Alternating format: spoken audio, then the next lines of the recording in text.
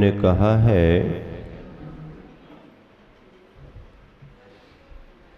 कि ज्ञान की आराधना में गृहस्थ जन श्रावकाचार का अध्ययन करें।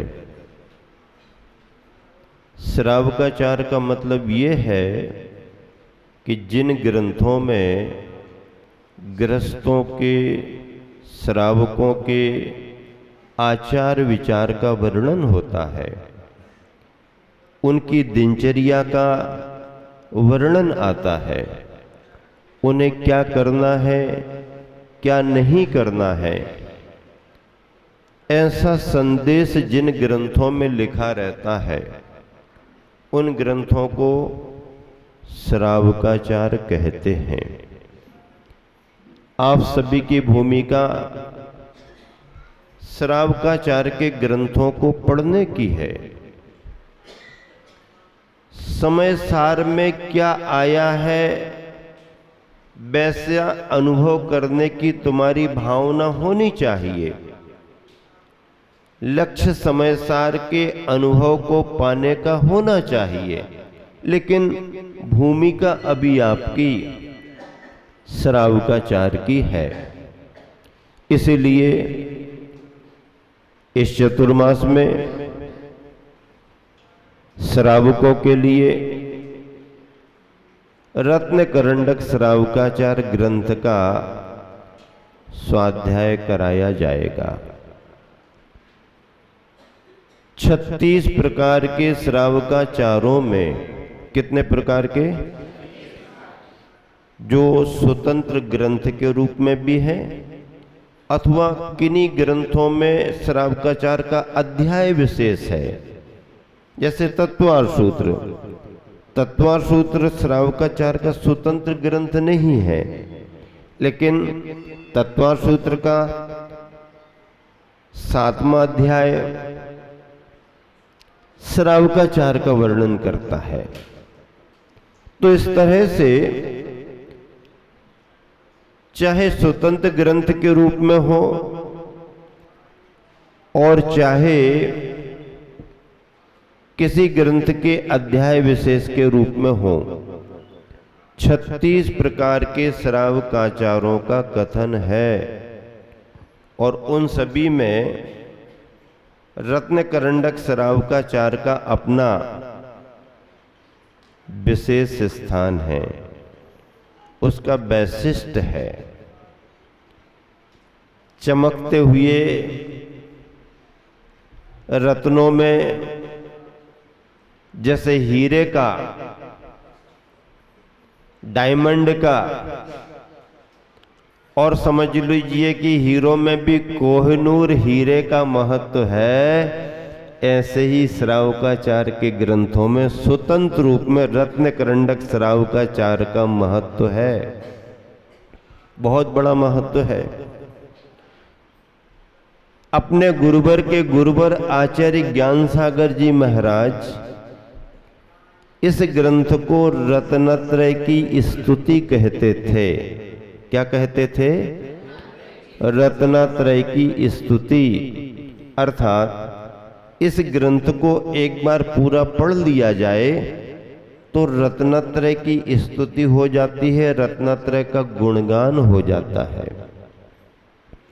ऐसे इस रत्न करंडक श्रावकाचार ग्रंथ को आप सबके मध्य रखा गया है और उसमें भी खासियत ये जोड़ी गई है कि रत्न करंडक श्रावकाचार तो आपने कई बार पढ़ भी लिया होगा, महाराज जी माता जियों ने पढ़ाया भी होगा, लेकिन रत्न करंडक श्रावकाचार का जो पद्यानुवाद गुरुवर आचार्य श्री ने किया है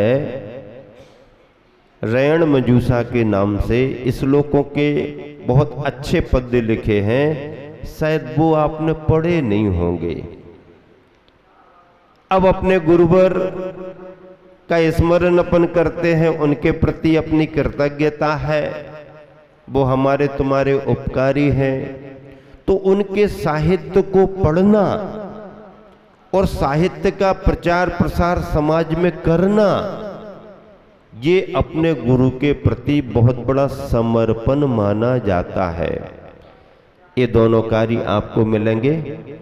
बहुत आनंद के साथ और उत्साह के साथ आपका ज्ञानार्जन होगा। ये पक्की गारंटी की बात कह रहा हूं कि आपको पढ़ने में कहीं बोरियत नहीं होगी। क्या नहीं होगी?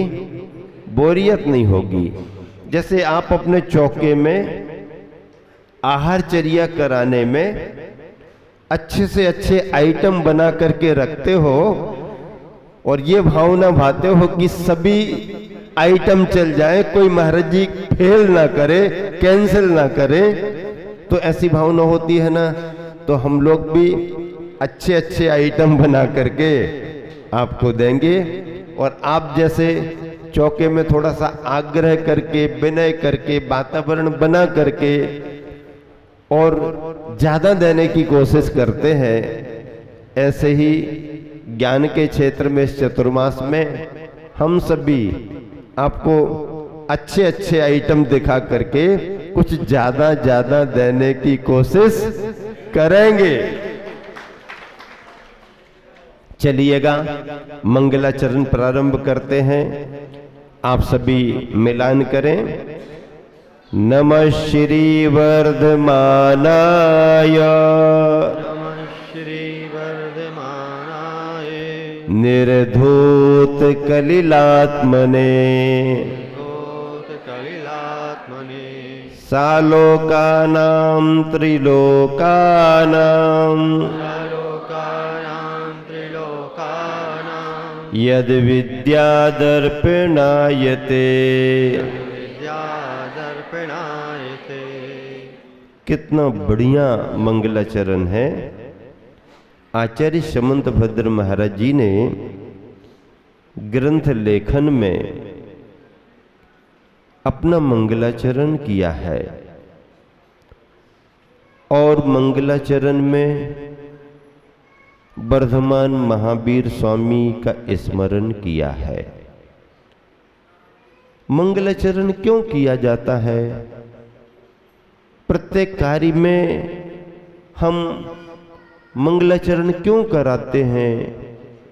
मंगलाचरण का मतलब है कि वातावरण में मंगल की कामना करना, देश दुनिया में मंगल मंगल हो ऐसी भावना भाना, और सभी को तो मंगल की प्राप्ति हो, हमारे को भी मंगल और मंगल आचरण की प्राप्ति हो, इसलिए मंगलाचरण कराया जाता है। मंगम सुखम लाती ददाती इति मंगलम। मंगल का अर्थ क्या है? मंगम। मंगम यानी संस्कृत में सुखम, लाती ददाती इति मंगलम, जो हमारे लिए तुम्हारे लिए सुख को लाता है, देता है, वो मंगल है। अथवा मम, संस्कृत में मम, मम का अर्थ पापम, मम पापम गालयति इति मंगलम, जो हमारे तुम्हारे पापों को गलाए, दूर करे, वो मंगल है। सुख को पाने की भावना से और पापों को गलाने की भावना से मंगल किया जाता है। मंगलाचरण इसी का नाम है। प्रत्येक शुभ कार्य में हम सभी मंगलाचरण कराते हैं। ऐसा मंगलाचरण अपने ग्रंथ लेखन के प्रारंभ में आचार्य समंत भद्र स्वामी ने किया। समंत भद्र स्वामी, उनका स्थान दिगंबर जैन परंपरा में बहुत बहुत महत्व का है। अनेक आचार्य हुए हैं, उनका इतिहास है, लेकिन कुछ आचार्यों का जो प्रभाव रहा है जनमानस पर, उनकी साहित्यिक देन के कारण, उनके प्रभावना अंग के कारण उन्हें बार बार इतिहास याद करता रहता है। आचार्य कुंद कुंद स्वामी, उनका वांग्मय साहित्य आचार्य, उसके पहले धरसेन स्वामी, पुष्पदंत भूतबली, यति भृषभ आचार्य महाराज, आर्यमंशु नागहस्ती, गुणधर, इन आचार्यों से जो परंपरा चली आई, आचार्य उमा स्वामी महाराज तत्वार सूत्र लिखने वाले, आचार्य समंतभद्र महाराज, आचार्य अकलंक महाराज आदि आदि अनेक आचार्यों को बार बार याद किया जाता है। ऐसे आचार्य समंतभद्र महाराज जी ने मंगलाचरण में नमस्कार करते हुए किन्हें याद किया? वर्धमान के लिए याद किया। कौन से वर्धमान के लिए याद किया? बाल शिशु वाले वर्धमान नहीं, जिनकी परिभाषा पाठशाला में पढ़ाई जाती है कि बढ़ता चले सो वर्धमान, जिनके जन्म लेने पर महाराजा सिद्धार्थ की नगरी में प्रिय कारिणी मां त्रिशला के आंगन में सब कुछ बढ़ने लगा, वैभव बढ़ने लगा, खजाना बढ़ने लगा, बल बढ़ने लगा, विक्रम बढ़ने लगा, दूर दूर तक यश का विस्तार होने लगा, जिनके आने मात्र से तीनों लोकों में महाराजा सिद्धार्थ और मां प्रियकारिणी की चर्चा शुरू हो गई। सभी कुंडपुर नगरी की ओर आने लगे। तो बढ़ता चले सो जो शिशु आया है उसका नाम वर्धमान रख दो।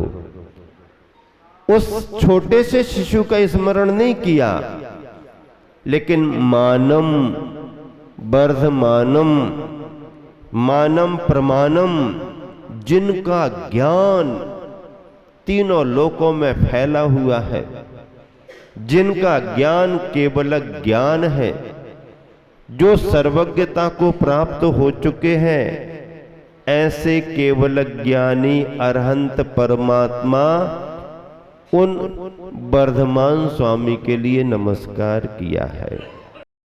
नमः श्री वर्धमानाय। पहला पद क्या है श्लोक का? नमः श्री वर्धमानाय। वर्धमान स्वामी के लिए नमस्कार हो। निर्धूत कलिल आत्मने, आत्मने कलिलम, कलिलम ज्ञानावरणादि कर्मम, ऐसे ज्ञानावरणादि चार घातिया कर्मों के कलिल, कलिल यानी किट्टिमा कालिमा को जिन्होंने निर्धूत धो दिया है, साफ कर दिया है, ऐसे वर्धमान स्वामी के लिए फिर ऐसा केवल ज्ञान आने से सालोकानाम त्रिलोकानाम, अलोक सहित तीनों लोक, अलोक लोक के बाहर का भाग, और लोक में तीनों लोक, ऊर्ध्वलोक, मध्यलोक, अधोलोक, ऐसे तीनों लोकों में जिनका ज्ञान क्या कर रहा है? यद विद्या दर्पणायते, दर्पण के समान विद्या यानी जिनका ज्ञान काम करने लगा है। यत विद्या दर्पणायते, दर्पण यु आचष्टे इति दर्पणायते, दर्पण की तरह काम करने लगा है, उसे दर्पणायते कहा जाता है। देखो पद्यानुवाद गुरुवर आचार्य श्री का पढ़ो, फिर उसके आगे व्याख्या करेंगे, ताकि यह पहला श्लोक आपकी स्मृति में एक साथ पद्यानुवाद के साथ आए। पेज नंबर देखो 97 निकाल लो, इसी पुस्तक में 97वां प्रश्न निकालो और मिलान करते जाओ। आप भी अगर पढ़ेंगे तो बहुत आनंद आएगा। मैं भी पढ़ता हूं, आप भी पढ़ें। भीतर बाहर भीतर श्री से युत हो, वर्धमान गतमान हुए, विराग जल से राग मलिनता दुला स्वयं छबिमान हुए। झलक रहा सब लोक सहित नभ जिनकी विद्या दर्पण में। मन बचतन से जिन चरणों में करूँ नमन मुनि अर्पण में। देखिए अभी नहीं, एक एक का बहुत अच्छा है ये पद्य। इस पद्य में क्या लिखा हुआ है? बाहर भीतर श्री से युत हो। बाहर और भीतर श्री से युत हो। नमः श्री वर्धमानाय। श्री के दो अर्थ निकाले जाते हैं। एक तो श्री सम्मान का सूचक होता है, आदर का सूचक होता है। बड़े जनों को जो हम रिस्पेक्ट देते हैं, सम्मान आदर देते हैं, तो उनके नाम के आगे श्री लगाते हैं। लगाते कि नहीं लगाते? बहुमान का प्रतीक है, श्री लगा करके बात करते हैं। तो एक तो आदर के लिए श्री लगाया गया। दूसरा श्री का अर्थ क्या होता है? श्री का अर्थ लक्ष्मी होता है। श्री का अर्थ क्या होता है? लक्ष्मी, धन संपदा। तो वर्धमान स्वामी कैसे थे? आचार्य समंतभद्र महाराज जी ने आदर सूचक सम्मान सूचक श्री तो लगा करके उन्हें स्मरण किया ही, लेकिन दूसरे पक्ष में उन्होंने कहा कि वो हमारे वर्धमान स्वामी लक्ष्मी से सहित थे। लेकिन कौन सी लक्ष्मी? अंतरंग में ज्ञान की लक्ष्मी, ज्ञान का धन। ज्ञान के धन से बड़ा कोई दूसरा धन नहीं है। अंतर क्या है? आप अपने धन की रक्षा आप करते हो। धन की रक्षा कौन करता है? आप करते हो, ठीक है ना? धन की रक्षा कौन करता है? आप करते हो। लेकिन ज्ञान क्या करता है? ज्ञान धन की भी रक्षा करता है और धनवान की भी रक्षा करता है। ज्ञान डबल काम करता है। ज्ञान धन की भी रक्षा करता है और धनवान की भी रक्षा करता है। हाँ, आप केवल धन की रक्षा कर पाओगे, आपकी रक्षा कौन करेगा? अगर किसी के घर में कोई आदमी आपराधिक प्रवृत्ति का आ गया और उसने कह दिया अब मैं तुम्हारे को नहीं आप ले जाओ ले जाओ ले जाओ, जो ले जाना। नहीं, वो तो ले ही जाएंगे, पहले आपको भी ले जाएंगे। उसको तो ले जाएंगे लेकिन आपको भी ले जाएंगे। अब आपकी रक्षा कौन करेगा? आप अपनी रक्षा कर सकते हो, लेकिन धन आपकी रक्षा नहीं कर सकता, ज्ञान आपकी रक्षा करा सकता। इस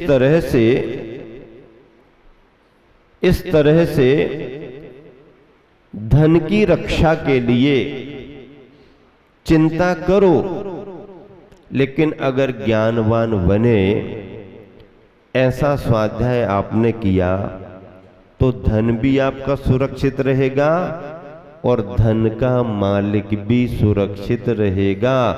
वो आपको सद्बुद्धि देगा, वो आपको संस्कारों से जोड़ करके रखेगा। ज्ञान का बड़ा महत्व है। इसीलिए आपको रत्नकरंडक श्रावकाचार में आचार्य समंतभद्र महाराज जी ने कहा कि हमारे वर्धमान स्वामी सामान्य नहीं थे। जिसे आप बाहर का धन कहते हैं वो उनके पास नहीं था, वह उन्होंने छोड़ दिया था। क्या किया? ऐसा करने पर अंतरंग से केवल ज्ञान का धन उन्हें प्राप्त हुआ।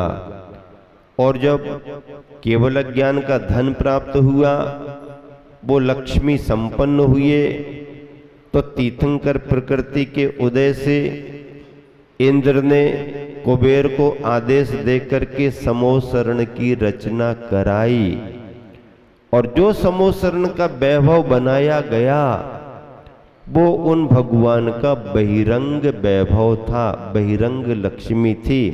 इसलिए गुरुवर ने क्या लिखा, बाहर भीतर श्री से युत हो, वर्धमान गतमान हुए, वर्धमान गतमान, गतमान का मतलब गत विगत, गया क्या, मान अहंकार गया, मान कसाए गई, तो वो वर्धमान गतमान विगतमान, मान से रहित हुए, विराग जल से राग मलिनता, कौन से जल से, कौन से जल से, बीतरागता के जल से। क्या धोया उन्होंने, क्या धोया, हाँ पढ़ करके बताते जाओ, क्या धोया उन्होंने, राग की मलिनता को धोया। राग की मलिनता को धोने के लिए जल कौन सा लिया, हाँ तुम्हारे घर आने वाला जो जल है ना पानी, उससे नहीं धोया, टंकी से आ रहा है, नदी से कनेक्शन है, नहीं, इस जल से आप अपने बर्तन धोएंगे, कपड़े धोएंगे, आप बाहरी उपयोग करेंगे, पीने के रूप में भी उपयोग कर सकते हैं। लेकिन वर्धमान स्वामी ने जब ये विचार किया कि राग की मलिनता को धोना है, तो वो विचार में पड़ गए होंगे, अब किससे धोएं, किससे साफ करें, कौन सी साबुन, कौन सा पानी, क्या, हाँ बिन पानी बिन साबुना निर्मल करे सुभाए। हाँ अब देखो तो, अब बताओ, स्वभाव को निर्मल करने के लिए कवि महोदय ने यह भी कह दिया, बिन पानी बिन साबुना, मुझको पानी की भी जरूरत नहीं है और साबुन की भी जरूरत नहीं है, और फिर हम आपके सामने चमकते हुए दिखाई देंगे। अरे नहाओगे भी नहीं, साबुन भी नहीं लगाओगे, तो फिर एकदम साफ सुथरे कैसे दिखोगे चमकते हुए। तो कहते हैं बाहर का साबुन पानी तो बाहर की सफाई करता है, बाहर से चमकाता है। अगर आपको अंदर से चमकाना है तो साबुन पानी छोड़ दो, किसी बुराई करने वाले को अपने पास बिठा लो, आजा भैया आजा आजा आजा आजा, और जितनी बातें हमारे बारे में तुम्हें कहनी है कहे तो दो, हम सब सुन लेंगे, हम तुमसे कुछ नहीं कहेंगे। और अगर उस बुराई करने वाले को प्रसन्न होकर के और मौका दे दिया, ऐसी बुरी बुरी बातें वो तुम्हारे बारे में कह रहा, फिर भी तुम उसको पास बिठा ले हो, फिर भी तुम कुछ नहीं कह रहे, तुमको गुस्सा भी नहीं आ रही, ऐसा है वैसा है, कैसे हो तुम। तो वो कहता है कि इसको जो कहना कह लेने दो, तुम्हारे को गुस्सा नहीं आ रही, नहीं अभी मुझे धैर्य रखना है। उससे क्या होता है, उससे ये होगा कि अंदर से सहनशीलता तुम्हारी बढ़ेगी, और संसार में जिसकी जितनी सहनशीलता बढ़ जाती है वो क्षमा के धर्म को उतना प्राप्त कर लेता है। सहिष्णुता सहनशीलता के बगैर क्षमा का धर्म आता ही नहीं है। निंदक नीरे राखिए आंगन कुटी, हाँ, और बिन पानी बिन साउना, कितना सरल रास्ता हमारे भगवान ने बताया।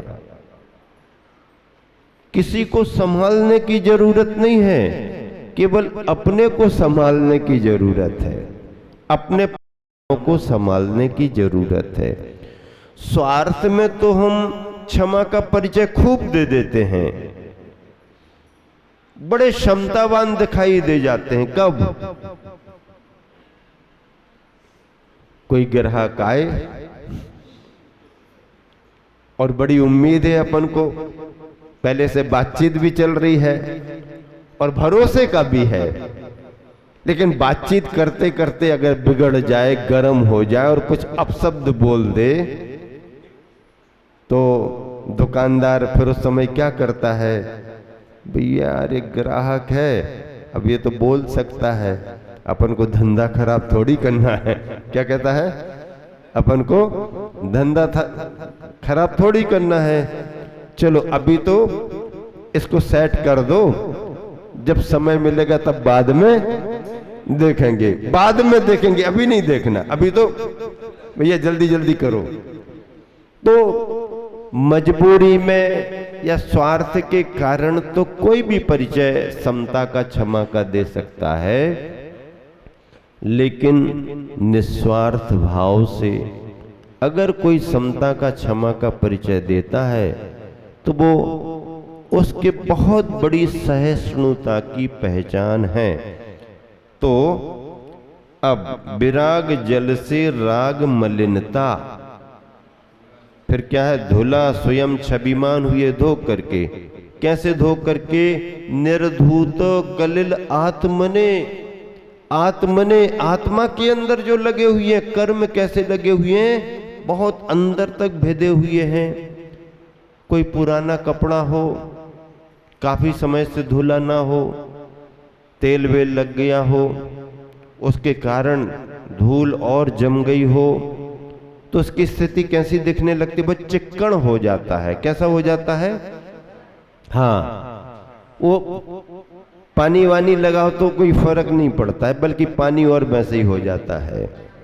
उसको फिर क्या करते हैं आप लोग, भैया ऐसे मत करो, पहले इसको गर्म पानी में डाल दो, थोड़ा उसके मैल को ढीला करो, मैल को कैसा करो, ढीला करो, और फिर निकाल करके फिर उस पर सोडा साबुन आप जो भी लगाते हैं वो करते हैं। और पुराने समय में हमने देखा, अब तो खत्म हो गया काम, पुराने समय में देखा ऐसे कपड़ों को साफ करने के लिए वो महिलाएं श्राविकाएं पत्थर पर रख करके क्या मुंगेरिया खूब ठोक ठाक करके इस तरफ पलट के उस तरफ पलट के, और जब तक उनको समझ में नहीं आता पानी डाल डाल करके ठीक ठाक करते रहते हैं। इतना उसको पीटने से, ठोकने से तब कहीं जाकर के वो ठीक होता है। महावीर भगवान ने भी ध्यान की अवस्था में, साधना की अवस्था में जो कर्म एकदम आत्मा से चिपके हुए थे, चिक्कण थे, सामान्य तरीके से नहीं निकल रहे थे, निर्धूत खूब ध्यान कर करके, ठोक पीट करके उनको बराबर कर दिया, समाप्त कर दिया, और अपने आत्मा के स्वभाव को उज्जवल बना लिया।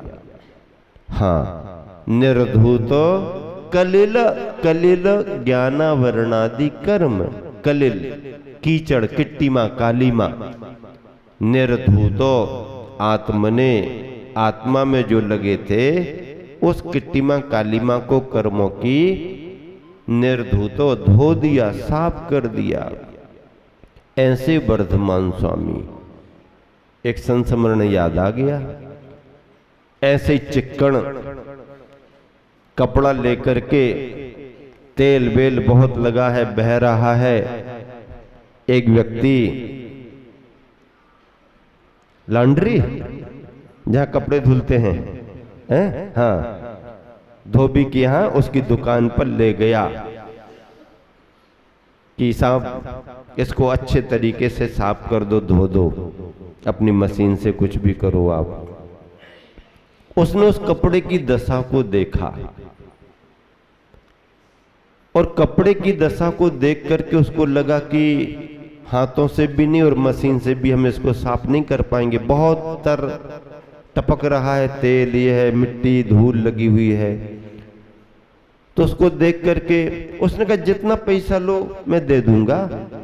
तो उसने कहा कि पैसा खर्च काहे को करता है तू, तेरे को तो और फायदा होने वाला है, पैसा खर्च मत करो धुलवाने में। तो बोले क्या करूं? कहने लगा धोबी के पास मत आओ, तुम तो तेली के पास चले जाओ, वो इसको पेल करके तुम्हें तेल निकाल करके दे देगा। क्या करेगा? धोने से तेरे को फायदा नहीं होगा, अगर तेली के यहाँ चला जाए ना और वो अगर पेल करके निकाल देगा तो थोड़ा तेल निकल आएगा, तेरे काम आ जाएगा, जा वहां चला जा। ऐसे ऐसे चिकन कपड़े भी होते हैं और ऐसे ऐसे चिकन स्वभाव वाले भी होते हैं। अब कपड़े को साफ करना मुश्किल हो रहा है, इस व्यक्ति के चिकन स्वभाव को कैसे ठीक किया जाए। लेकिन राग की मलिनता को विराग का जल धो देता है, बीत रागता का जल धो देता है। बीत रागता का ऐसा रसायन है जो कितना भी चिकन संस्कार क्यों ना हो उसको ढीला करता ही करता है। नमः श्री वर्धमानाय निर्धूत कलिलात्मने सालोका नाम त्रिलोका नाम यद विद्या दर्पणायते। आचार्य समंतभद्र महाराज जी ने केवल ज्ञान की महिमा बतलाते हुए वर्धमान महावीर स्वामी को नमस्कार करते हुए और क्या कहा? जिनका ज्ञान अर्थात जिनकी विद्या दर्पण के समान काम करने लगी है, दर्पण के समान काम करने लगी है। देखो झलक रहा सब लोक सहित नव, जिनकी विद्या दर्पण में झलक रहा सब लोक सहित नव, जिनकी विद्या दर्पण में, और मन वच तन से जिन चरणों में करूं नमन, मुनि अर्पण में। मुनि का संबोधन इसलिए दिया है कि गुरुवर आचार्य श्री ने पद्यानुवाद किया है। उनकी अवस्था मुनि और आचार्य की अवस्था थी, उसका एक तरह से प्रतीकात्मक उल्लेख इसमें हुआ है। और मुनिजन भी अर्थात गुरुवर भी उस परंपरा के लिए अर्पण करते हुए, समर्पण करते हुए लिख रहे हैं, पद्यानुवाद कर रहे हैं। मूल श्लोक को आधार बना करके उसका भाव पद्यानुवाद में या अनुवाद में किया जाता है। सरलता से पाठकों को, पढ़ने वालों को समझ में आए। जिन लोगों को संस्कृत भाषा का उतना ज्ञान नहीं है उनको हिंदी में किए गए अनुवाद, चाहे गद्य के रूप में किया जाए चाहे पद्य के रूप में किया जाए, उनको समझने में आसानी होती है। इस तरह से केवल ज्ञान को दर्पण की उपमा दी गई है। अब दर्पण का स्वभाव कैसा है, दर्पण क्या काम करता है? एक उदाहरण याद आ गया। एक राज्य में राजा ने अपने राज्य के कलाकारों की परीक्षा करना चाहिए, चित्रकारों की परीक्षा करना चाहिए कि हमारे राज्य में सर्वश्रेष्ठ चित्रकार कौन है। छनते छनते छनते छनते क्वार्टर फाइनल से सेमीफाइनल और सेमीफाइनल से फिर फाइनल होता है ना, ऐसा। तो छनते छनते छनते छनते 2 श्रेष्ठ चित्रकार राज दरबार में प्रस्तुत किए गए। राजा ने अपनी इच्छा रखी कि हमने एक बहुत बड़ा सुंदर हाल तैयार किया है और हमारी इच्छा है कि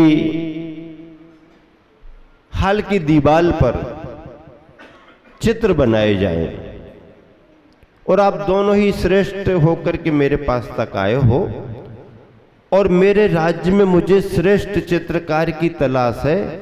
अब मैं आप दोनों के चित्रों को देख करके फिर तय करूंगा कि मेरे राज्य का सर्वश्रेष्ठ श्रेष्ठतम चित्रकार कौन है। आप सबको समय दिया जाता है, 4 महीने का समय है।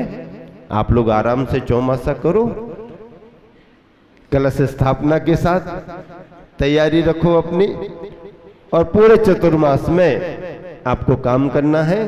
उसके बाद में मैं स्वयं देखने के लिए आऊंगा और मुझे जिस चित्रकार का चित्र पसंद आएगा मैं अपने राज्य का श्रेष्ठतम चित्रकार उसे घोषित करूंगा, उसे पुरस्कार दूंगा।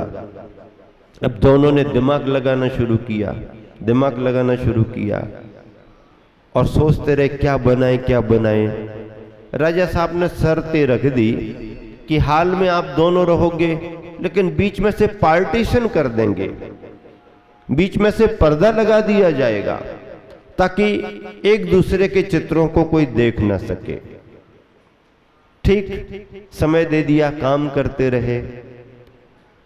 काम करते करते एक चित्रकार के मन में आया कि देखो, अगर दोनों दीवालों पर चित्र बनेंगे तो राजा दुविधा में भी रह सकता है और पता नहीं किसके भाग्य में श्रेष्ठतम पुरस्कार मिले।